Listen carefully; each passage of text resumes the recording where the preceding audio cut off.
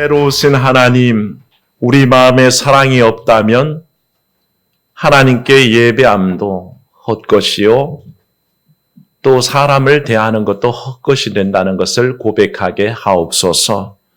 주를 사랑하는 마음 가득 담아 예배하게 하시고 사람을 사랑하는 마음 가득 담아 서로를 섬기게 하여 주옵소서.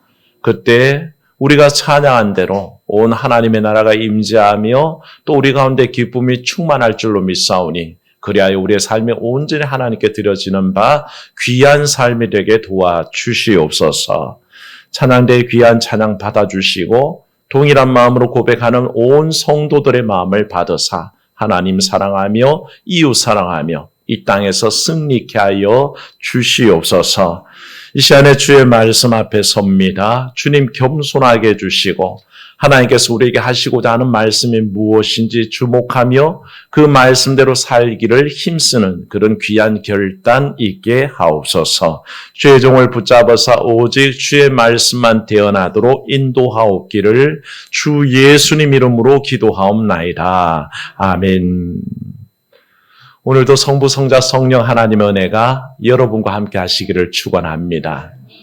예, 오늘 대표 기도를 들으며 참 은혜가 있었습니다. 기도하시는데 내일부터 추석 연휴가 시작된다. 이렇게 기도하셔서 네, 역시 크리스찬이다.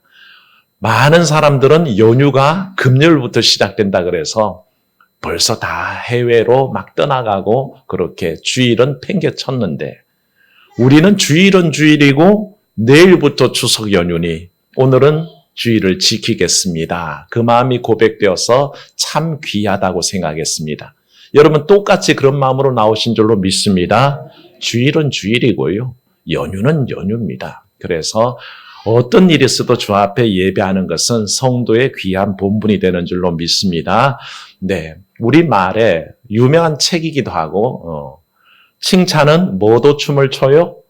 고래도 춤을 춘다라는 말에 있습니다. 책 제목이죠. 말의 힘입니다. MBC가 한글날 다큐를 만든 적이 있습니다. 아주 오래됐는데요. 벌써 15년 지났네요. 말의 힘이라는 다큐멘터리를 제작해서 내보낸 중에 이런 실험을 한 적이 있습니다. 밥을요. 투명 용기에 담아가지고 한쪽에는 고맙습니다라는 긍정적인 말을 붙이고 다른 한쪽에는 짜증나라는 말을 붙여서 놔뒀습니다. 모든 다른 조건들은 다 똑같은데 단지 다른 것은 붙어있는 라벨이 다르고 한 달 내내 사람들이 지나가면서 그걸 보고 한쪽에 고맙습니다 붙어있는 곳에는 긍정적인 말만 하는 겁니다. 고맙습니다. 사랑합니다. 참 어여뻐요. 이 말만 하고 지나가고 짜증나라고 붙은 거기에는 계속해서 왜 이렇게 못생겼어? 짜증나. 에이 재수없어. 이런 말만 하면서 지나가도록 만들어놨습니다. 근데 놀랍게도요. 한 달이 다 지났는데 모든 조건이 똑같은데 이쪽 긍정적인 말을 붙여놨던 밥에는 하얀 누룩곰팡이가 쓸더랍니다. 누룩곰팡이 아시죠? 우리가 먹는 메주, 간장, 뭐 여러 가지 음식에 피는 그 좋은 곰팡이가 누룩 아닙니까? 긍정적인 말만 들었던 밥은 그와 같이 긍정적인 열매가 나오는데 한쪽에 짜증만 내고 그냥 막 부정적인 말을 퍼부었던 그 밥에는 까맣게 썩어 들어가더랍니다. 참 희한한 일이죠. 실험 조건을 똑같이 했는데도 사람의 말만 가지고 이 밥이 알아듣는 것도 아닐 텐데 이상하게 사람의 선한 기운이 전달되는지 한쪽 밥에는 좋은 것이 생겨나고 한쪽은 썩어 들어가더라는 겁니다. 과학적 근거가 있는지는 모르겠지만 그 실험은 실행이 됐었고요. 15년 전 찾아보십시오. 한글의 날 다큐멘터리 말의 힘이라는 실험에 그대로 나와 있습니다. 아무것도 아닌 사물조차 그럴지인데 사람은 어떨까요? 사람은 굉장히 언어적인 동물이고 감정적인 동물 아니겠습니까? 그래서 말의 영향을 굉장히 많이 받는 게 사실 사람이죠. 언어에 노출되어 있는 사람의 행동 양식이 어떻게 변하는가라는 실험도 있었습니다. 같이 진행되면서 하나는 사물, 하나는 사람에게인데 사람에 대해서는 그런 실험을 했습니다. 단어를 한 30개를 주고 3분 안에 그것을 조합해서 단어를 3가지 정도 문장을 만드는 겁니다. 그런데 그 문장이 구성이 되면 하나는 노인을 연상시키는 단어가 구성이 될 수 있고 다른 하나는 젊은이를 연상할 수 있는 단어들이 구성되게 되어 있습니다. 그래서 늙은이를 연상할 수 있는 그런 단어들을 만들면 아이고 힘들어, 아이고 죽겠어, 아이고 못 살겠어 이런 말들로 채워지게 되어 있습니다. 인생 뭐 있어? 그냥 허망해. 다 그냥 지나가는구만. 이런 허망한 노인 위주의 말이 구성되는 조합을 한 사람들은 이상하게도 실험 전에 걸음을 걸어라 그랬더니 그 걸음거리에 24.78이 걸렸던 거리를 평균 27초 10이라는 2초 48이 늦어지는 결과가 도출되더랍니다. 그런데 다른 한 그룹에서는 조합을 했더니 젊은 단어들이 조합이 되어가지고 거기에 담겨있는 뜻은 나는 힘이 있어, 나는 능력이 있어, 나는 뭐든지 할 수 있어 라는 그런 자신감 있는 단어들을 조합한 사람들은 걸음을 걸었더니 그 전에는 26초 20이었는데 실험 후에는 23초 46이라는 2초 46이 빨라지더랍니다. 이 두 결과값을 놓고 똑같은 기준점에서 부정적인 말들로 늦어진 사람과 긍정적인 말로 빨라진 사람을 차이를 뒀더니 4, 5초로 벌어져 버리더라는 겁니다. 그러니까 말의 힘이 가진 값이 얼마나 크다는 것을 알게 되죠. 사람은요, 좋은 말, 지혜로운 말, 긍정적인 말, 은혜로운 말, 감사의 말에는 영향을 받습니다. 그렇지 않습니까? 그런데 늘 부정적인 말, 불평의 말, 고통스러운 말들은 굉장히 사람을 힘겹게 만든다는 거죠. 그래서 우리가 여러 사람이 모여있을 때도 힘겨운 말을 들으면 우리 영이 힘들어지기 시작합니다. 그래서 듣고 있기가 굉장히 난처해지고요. 그런데 서로 막 격려하는 말들이 오가면 힘이 막 생기기 시작합니다. 우리 교회도 가만히 보면요. 사랑 울타리, 행복 울타리 모이면요. 얼마나 은혜로운 말들이 많이 나오는지 말만 하면 전도하는 얘기, 어떻게 하면 영혼을 구원할까 얘기, 어떻게 하면 섬길까라는 얘기를 주고받는데 그 말을 듣고 있으면 제가 굉장히 흐뭇합니다. 가끔씩은 모이면 서로 아유 사모님 오늘 어떻게 그렇게 머리가 이쁘세요? 그러면 아유 집사님 피부가 광이 나요. 막 하는데 어떤 때는 속이 느글느글하긴 하지만 그것도 참 좋은 말인 것 같습니다. 서로를 격려하고 아름답고 예쁘고 그렇게 축혀주는 말이 얼마나 좋습니까? 실상은 그렇지 않더라도 말이라도 얼마나 예쁘게 하면 은혜가 되겠습니까? 사람의 입이요 하나뿐인데 귀가 2개 있는 것은 말하기를 조심하고 삼가하라는 뜻이 담겨 있다고 옛 성현들은 말했습니다. 귀는 2개를 두어서 많이 듣고 말은 절제하라 라는 뜻이라는 거죠. 전혀 다름에도 불구하고 성경의 야고보 선생님은 이 일에 처음부터 관심이 있으셨습니다. 그래서 그 말을 어떤 성경보다 더 집중해서 썼는데 오늘 읽진 않았지만 성경 피신 분들은 야고보서 1장 19절로 한번 돌아가 보십시오. 야고보서는 시작할 때부터 이 얘기에 관심을 굉장히 가집니다. 19절 말씀 한번 읽어볼까요? 내 사랑하는 형제들아 너희가 알지니 사람마다 듣기는 속히 하고 말하기는 더디하며 성내기도 더디하라. 아멘. 굉장히 우리가 평소에 하는 말과 닮아 있죠? 말하기는 더디하고 듣기는 속히 하라. 남의 말은 열심히 듣고 말하는 것은 천천히 해라 라고 그렇게 가르치고 있는 것을 보게 되죠. 야고보 선생님은 이 일에 관심이 많았다는 뜻입니다. 말 때문에 실수하는 경우를 너무 많이 봤습니다. 저는 야고보 선생님을 생각할 때 이렇게 쓸 수밖에 없는 배경을 추측을 합니다. 야고보 선생님은 예수님의 동생 야고보입니다. 사도 야고보가 아닙니다. 예수님의 동생 야고보가 어땠냐 하면 저는 성경의 한 단락을 추려서 보면 예수님에 대해서 사람들이 귀신 들렸다 한 적이 있습니다. 친족들도 다 예수님을 잡으러 다녔습니다.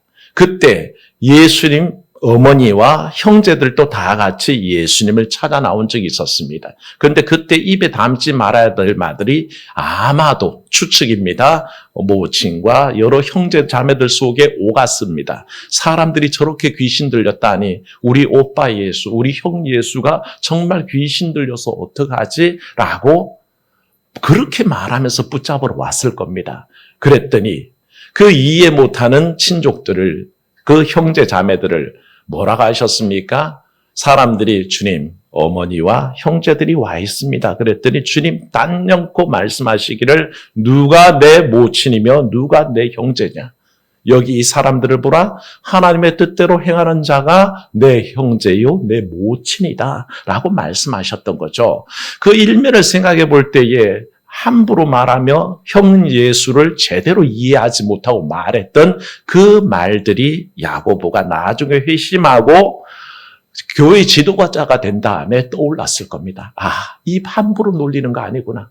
내가 형 예수님이 구세주인 줄 모르고 그저 귀신 들린 줄 알고 잡아다리려 쫓아다녔던 내 부끄러운 모습. 그래, 이 입은 차라리 꿰매는 게 낫겠다. 그런 마음이 들어서 이 야고보서를 저술할 때는 그 기억들을 떠올리며 형제들이여, 듣기는 속히하되 말은 더디해라. 말 조심해라. 잘못 말하면 예수님조차 귀신 들린 사람 만들겠구나.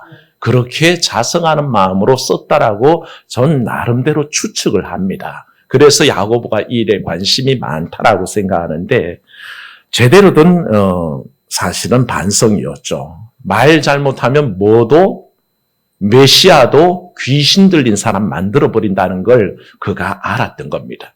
이런 교훈을 우리가 생각해 보면요, 우린 말 조심해야 됩니다. 잘못하면 정말 친절함이 폄하되기도 하고 또 어떤 때는 굉장히 선한 사람이 악인으로 바뀌기도 합니다. 그러니 그런 모든 일에 우린 조심해야 되는 거죠. 이런 마음을 야고보 선생님은 오늘 본문 말씀에 구체화하기 시작했습니다. 그런 말은 듣기는 빨리 하고 말은 더디해야겠구나라는 그 결단을 이 3장에 오면 구체적으로 풀어내기 시작하는데 이 말, 그 자각이 어디에 쓰냐면 혀에는 실수가 많다는 겁니다. 사람은 누구든지 혀에 실수를 합니다. 이 혀만 잘 제어한다면 그 사람은 온전한 사람이요, 완전한 사람이 될 수 있겠는데 이걸 제어 못하기 때문에 사람들이 다 불완전한 사람, 온전하지 못한 사람이 되는구나라는 것을 깨닫고는 실수하기 쉬운 혀에 관해서 얘기를 하고 있습니다. 그렇지 않습니까? 말 잘못해가지고 얼마나 곤욕 치를 때가 있습니까? 하지 말아야 될 말을 해서 사람에게 얼마나 상처를 줄 때가 있습니까? 조금만 참았으면 될 말을 입이 방정이라서 입이 먼저 열려버려서 남을 고통스럽게 할 때가 얼마나 많습니까? 그런데 그것을 야고보 선생님은 특정한 사람의 이야기가 아니라 우리 모두가 그렇다는 것입니다. 모두가 입에 온전하지 못해서 실수가 많은 혀다라고 얘기하는데 이 혀의 강력함을 야고보 선생님이 얘기합니다. 한번 따라할까요? 작지만 강력합니다. 네, 혀라는 것은요, 파워풀합니다. 아주 작은 존재인데도 얼마나 힘이 센지 이걸 제대로 못 다스리면 마치 지금 야고보 선생님은 3가지 비유를 들거든요. 그 고대 세계의 힘의 대명사였던 말, 지금도 힘을 얘기할 때는 마력이라는 단위를 쓰죠. 왜 그럴까요? 그게 고대 세계부터 넘어오는 힘의 단위이기 때문에 그렇습니다. 말은 힘의 대명사입니다. 그런데 아무리 힘 좋은 말도 뭐만 물려버리면, 제갈말 물려버리면 마음대로 기수 마음대로 조종한다는 겁니다. 서라 그러면 서고 달리라 그러면 달리고 왼쪽으로 당기면 왼쪽으로 오른, 그 방향은 잘 모르겠습니다만 당기는 대로 끌려간다는 거죠. 제갈만 끼워놓으면 어린아이도 말을 끌고 갈 수 있을 만큼 제어가 된다라고 얘기합니다. 아무리 힘 있는 말이라도 제갈만 물려두면 마음대로 조종할 수 있다. 그렇게 얘기하고요. 또 하나 비유가 뭐냐 하면 지중해의 고대 세계관에서는 지중해가 그들이 생각하는 그 바다의 대표적인 바다였습니다. 그 바다에 배들이 떠다니는데 이 배가 어떻게 다니나 봤더니 키만 조종하면 되더라는 것입니다. 키를 조종하는 대로 그 큰 배가 우회전도 하고 급선회도 하고 그렇게 방향을 트는 것을 보고 혀란 것은 키와 똑같구나. 혀만 잘 조종되면 우리 육체 자체가 참으로 제어되겠구나라는 생각을 합니다. 그리고 야고보 선생님은 세 번째 비유를 드는 것이 뭐냐면 혀는 불이다 그랬습니다. 혀는 불과 같은 존재라서 이 혀에 관해서 얘기할 때 혀가 가진 것은 어떤 특징이 있습니까? 작게 시작합니다. 불이라는 것은 작게 시작합니다. 그저 라이터 하나만 켜도 불은 일어납니다. 근데 그 불이 옮겨 붙으면 어떻게 됩니까? 산 전체를 홀라당 태워버리기도 하고 그 불이 번져나가면 감당할 수가 없는 불이 돼버리죠. 불씨는 작은데 번지면 너무 커진다는 것입니다. 그리고 불의 최고의 나쁜 일이 뭐냐 하면 전혀 회복이 불가능하다는 것입니다. 불 태워버리면요 남는 게 없습니다. 재만 남죠. 그래서 야고보 선생님이 이 말이라는 것이 그와 같구나. 작게 시작하면 번지면 감당할 길이 없고 이 말의 결과 때문에 초래되는 결과는 모든 것이 타버리는 새까맣게 죄가 되어버리는 그런 결과만 남겠구나라고 쳐다봤던 거죠. 가장 강력한 비유입니다. 이 비유를 통해서 뭐라 그랬습니까? 6절 말씀 보시면 그래서 혀는 불의의 세계라 그랬습니다. 말 잘못하면 불의로 달려가는 길밖에 없고 그래서 이 혀는 우리 육체를 더럽히는 거다라고 그렇게 야고보 선생님이 반성하며 얘기합니다. 입 잘못 놀려서 우리가 더러워진다는 것입니다. 기억나시겠지만 지금은 지하철을 타면요 모두가 다 불연 소재로 되어 있습니다. 불 타지 않게 되어 있죠. 그래서 의자도 좀 차갑긴 한데 그냥 앉으면 불은 안 타게 되어 있습니다. 왜 그랬습니까?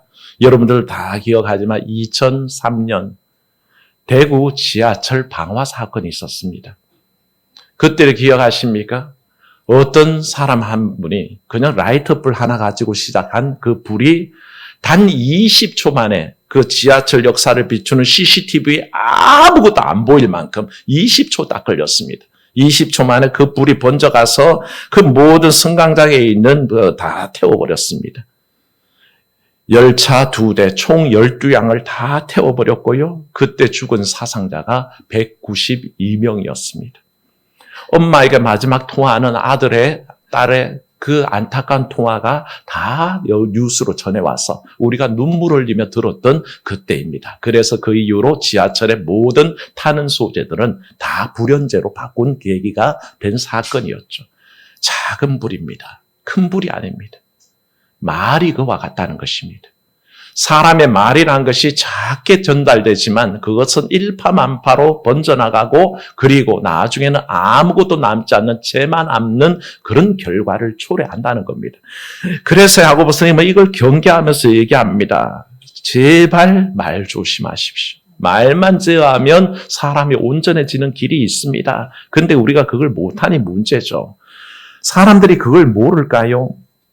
야고보 선생님은 사람들이 그걸 모른다고 생각하지 않습니다. 다 알고 있는데 문제는 제어가 안 된다는 것입니다. 말이 위험하다는 것을 알면서도 제어하지 못하는 자신은 얼마나 답답하겠습니까? 그걸 가지고 7, 8절 말씀 속에 야고보 선생님은 바로 제어 불가능한 혀를 얘기합니다. 작지만 무서운 힘을 가졌습니다. 생각해 보십시오. 인간이 역사 이래로 길들이는 거 얼마든지 많은 것들을 길들입니다. 야고보 선생님 그걸 잘 알았습니다. 7절 말씀 보시면 여러 종류의 짐승, 우리 고양이, 개, 온갖 거 다 길들이잖아요. 다 길들여서 살 수 있습니다. 바다의 생물, 심지어 유튜브 보면요, 문어도 길들여가지고 먹이를 줘가면서 키웁니다. 뭐든지 다 길들여지는데 유독 인간의 혀만은 길들여지지 않더란 것입니다. 더 심각한 문제가 뭔지 아십니까? 8절에 연결하기를 이 혀라는 것은 인간의 말은 쉬지 않는 악이요. 죽이는 독이 가득하다 그랬습니다. 이런 인식이 필요합니다. 내 입에 선한 말을 담으려고 애쓰는 이유가 뭘까? 가만히 내버려 두면요. 이것은 악의 세계요. 남을 죽이는 도구로 가득 차 있기 때문에 그렇습니다. 왜 그럴까 생각해 보시면 나도 모르는 내 자아가 튀어나옵니다. 남 잘 되는 거 깎아내리고 싶습니다. 남이 사랑받는 거 어떻게든 비난해보고 싶습니다. 내가 열심히 해서 그렇게 되기보다 남을 깎아내려서 남을 끌어내리려고 애쓰는 마음이 우리 혀에 가득해서 그래서 독이요 악이라고 얘기하는 겁니다. 남이 잘 되면 잘해. 남이 이쁘면 이뻐. 남이 아들이 공부 잘하면 공부 잘하네 라고 얘기하면 끝날 일인데 어떻게 하든 그것을 끌어내 보고 싶습니다. 그래서 그거 누구나 가는 학교지. 그거 뭐 별 볼 일 있어? 이쁘기는 뭐가 이뻐? 화장빨이지. 막 이렇게 얘기하면서 꼭 부정적인 말을 터뜨려야 되는 입이 있다는 것입니다. 그게 사실은 그 사람의 잘못이 아니라 그렇게 가고 있는 그 마음속에 있는 것들이 문제라는 거죠. 잠언 18장 21절 보면요. 죽고 사는 것이 혀의 힘에 달렸나니 혀를 쓰기를 좋아하는 자는 혀의 열매를 먹으리라 라고 얘기했습니다. 혀가 얼마나 강력한지 사람의 죽고 사는 것까지 관장한다라고 그랬고요. 이 말씀 가지고 야고보 선생님이 권할 때 조심하라는 것이 가장 큰 문제는 이 제어할 수 없는 입이 우리를 불경하게 만든다는 것입니다. 그 극적인 예가 뭐냐 하면 입으로 찬송하고 또 입으로 저주한다는 것입니다. 하나님을 찬송해야 되는 입인데 하나님 왜 우리에게 입 주셨죠? 하나님 찬양하라고 영광 돌리라고 주신 그 입을 가지고 남을 저주하는 데 쓰더라는 겁니다. 남을 칭찬하고 감사와 은혜와 영광을 돌리게 해도 바쁜 입인데 그 입을 가지고 남을 깎아내리고 남을 비방하고 남을 저주하는 데 사용하니 하나님께서 그 제대로 사용한다 그러겠습니까? 마치 코딱지 파든 손으로 국수 말아주는 것과 똑같은 거죠. 그거 누가 받아 먹겠습니까? 코딱지 파든 손 가지고 국수 말면 그걸 누가 받아 먹겠습니까? 똑같은 거 아닙니까? 저주하던 입을 가지고 하나님을 찬양하는데 하나님이 그 찬양을 기뻐 받으시겠습니까? 그래서 우리 인생들이 말을 조심해야 되는 것은 야고보 선생님의 결론입니다. 이 입이란 그냥 주신 입이 아니라 하나님께 영광 돌리고 찬양 돌리는 입인데 그렇게 쓰라고 만들어 주신 기관인데 그 도구를 가지고 왜 사람을 저주하는 일에 사용해서 더럽히느냐라는 뜻입니다. 이건 일파만파로 우리 삶을 돌아보게 만듭니다. 입만 그렇습니까?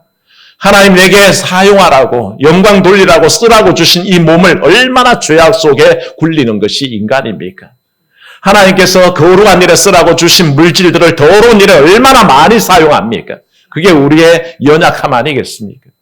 하나님 내게 주신 것들은 다 목적이 있어서 주셨습니다. 주의 영광을 위해서 감사, 은혜를 위해서 다 허락하신 것들입니다. 근데 그걸 더러운 일에, 죄악된 일에, 욕망을 위해서 써버린다면 우리는 하나님이 원래 주신 의도대로 쓰지 못하고 하나님 앞에 더럽게 만드는 겁니다.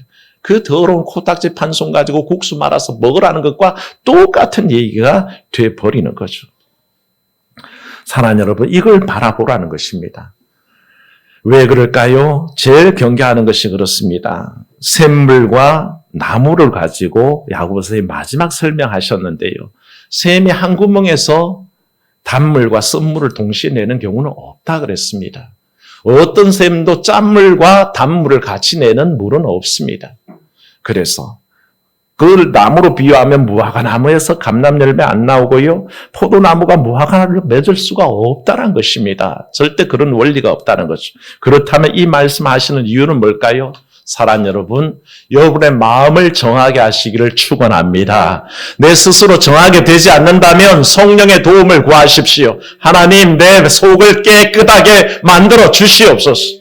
내 속이 드러나는 것이 내 입인데 내 속을 통해서 속에 있는 것들이 말로 튀어나오는데 내 속이 정하지 않으니 내 입에서 더러운 게 나옵니다.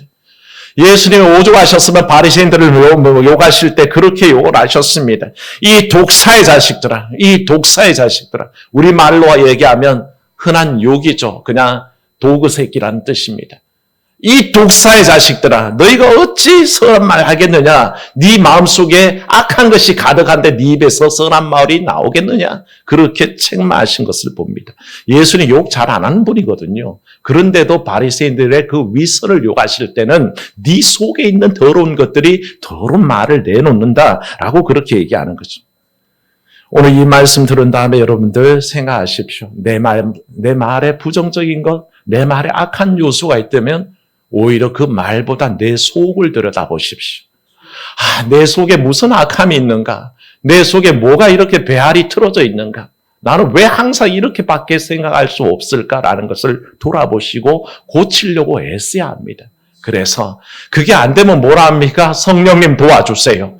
내 입에서 선한 생각이 나오고 내 입에서 선한 말들이 튀어나가도록 하나님 나를 주관하시고 도와주세요. 그렇게 구할 수밖에 없다는 것입니다. 사랑하는 여러분, 말에 약점이 있지만 하나님은 이 말을 통해서 복음도 전하게 하시고 이 말을 통해서 선한 일을 하게 하시고 이 말을 통해서 남을 격려도 하고 칭찬도 하고 슬픔을 위로하기도 하는 겁니다. 이 많은 단점을 갖고 있는 혀임에도 불구하고 그렇게 사용하라는 것입니다. 그렇게 쓰기 위해서는 어떻게 할까요? 주의 도우심을 구해야 합니다. 그게 드러나지 않으면 우리는 야고보가 가장 관심 가진 게 뭘까요? 야고보는 이 야고보서 전체를 통해서 말한 것이 우리의 믿음이 드러나야 된다는 것입니다. 너의 믿음을 도대체 뭘로 알겠느냐? 너의 행하는 바, 너의 말하는 바, 그것을 통해 드러나는 거 아니겠느냐라는 것이 야고보 선생님의 주장이라 그럴 때에 우리 말에는 신앙 인격이 담긴다는 것입니다. 말의 성숙함이 우리 신앙의 성숙도를 보게 한다는 것입니다. 그래서 말할 때마다 그것을 제어하고 그게 되지 않으면 나를 변화시키려고 애써야 합니다. 예를 들어 볼까요? 삭개오의 언어를 생각해 봅니다. 추측입니다. 그가 그의 일상을 살아갈 때 그를 지배했던 말은 야, 돈 더 내놔. 내가 세금 내놔. 더 내놔. 강압적인 말들로 채워졌습니다. 그것도 동족들을 억압하며 돈 벌기 위한 언어들로 다 채워져 있었죠. 그 말이 어느 날 주님 만날 때 바뀝니다. 선한 말로 바뀌기 시작하는데 어떻게 바뀝니까? 주님, 혹시 내가 남의 것 빼앗긴 것이 있으면 4배 갚겠습니다. 주님, 내 전재산 반을 다 가난한 이들에게 나눠주겠습니다. 이 말을 듣고 주님께서 이 집에 구원이 임했다라고 선포하셨습니다. 예수님 만난 자체로 구원 얻었다라고 말한 게 아니라 예수님 만나서 그 삭개오의 언어가 바뀌자마자 주님은 이게 구원이 임했다라고 선포하시는 겁니다. 그러니 우리가 예수 믿고 구원받는 거 중요하지만 가장 궁극적인 목표는 뭘까요? 변화되는 것입니다. 행동이 변화되는 것입니다. 드러나는 신앙의 인격들이 변화되는 것입니다. 그게 척도가 어디에 있느냐? 바로 우리의 말에 있다는 것입니다. 그거부터 바뀌지 않으면 우리 행동이 따라갈 수가 없습니다. 말에는 책임이 있고요. 말에는 항상 따라가는 힘이 있습니다. 그래서 말대로 되는 거죠. 사랑하는 여러분들에게 계속 애칭을 지어드리고 있습니다만 애칭을 지어드릴 때에 제가 드렸던 말씀이 있죠. 지금은 아닐지라도 내가 그 애칭대로 살 수 있도록 나아가기를 원합니다. 그래서 저를 존경하는 원인선 목사님, 존경하는이 제 애칭입니다. 아직 존경받지 못할 만해도 존경받는 사람들에게 애쓰기 위해서 그렇게 짓는 거 아닙니까? 우리 장로님, 원로 장로님, 사랑하는 정장로님. 우리 장로님 얼굴 자체가 벌써 사랑받게 생겼어요. 그런데 그럼에도 불구하고 더 사랑받는 사람으로 거듭나기 위해서 그렇게 애칭을 붙인 것과 똑같죠. 애칭은 바로 그와 같은 겁니다. 내가 지향하는 겁니다. 그렇게 되려고 애쓰는 겁니다. 그런 의도가 있다고 말씀드린 것처럼 내가 이 교회에서 내가 생활 속에서 내가 오늘 우리 가족들과 또 추석 명절에 친지들과 만났을 때 내가 그리스도인됨의 지표가 내 행동을 통해서 나타나고 내 말 한마디를 통해서 나타난다는 겁니다. 교회에서 믿음 생활 잘하면서 예배 열심히 드리고 나서 집에 가서 남편에게 막 쏘아대면 어떤 남편이 그 입술을 보고 예수 믿을 마음이 생기겠습니까? 예배 열심히 드리고 은혜 받고 집에 돌아가서 며느리에게 막 해대면 그 시어머니 보고 어떤 며느리가 예수 믿고 싶어지겠습니까? 오랜만에 친지들 만났는데 입만 떼면 부정적인 말이요, 잔소리요, 그냥 남의 기를 죽이는 말들만 내어놓으면 어떤 사람이 내가 예수 믿는 거 다 아는데 예수 믿는 걸 좋아하겠습니까? 그와 같은 마음을 가지고 우리가 내 말에는 내 인격이 드러날 뿐더러 내 신앙도 드러나는구나. 그것을 늘 마음속에 새기고 이번 추석 명절 동안에 말을 통해서 은혜 끼치고 말을 통해서 주의 영광 드러내시기를 주의 이름으로 축원합니다. 은혜로우신 하나님, 주신 말씀을 따라서 말에 드러나는 우리 신앙의 성숙함을 생각해 보았습니다. 하나님, 말 잘못해서 모든 것을 다 태워버리는 불처럼 그렇게 사람 마음 상하게 하고 슬프게 하고 고통스럽게 하고 눈물 나게 하는 그런 말들이 혹시 우리 입술 가운데 있지는 않는지요. 조심하게 하옵소서. 이 말을 통해서 오히려 은혜를 끼치고 격려하며 위로하며 주의 영광 드러내게 하여 주시옵소서. 그리하여 참으로 그리스도의 성품을 따라 그 온유함과 겸손함이 그 말에 묻어나며 그것이 우리 속에서 속 사람이 변화되어 튀어나오는 결과인 것을 늘 기대하고 사모하게 하옵소서. 하나님, 몰라서 그렇지는 않습니다. 알고 있음에도 잘 제어가 되지 않으니 성령님 도와주세요. 우리 주의 영이 우리를 도와주세요.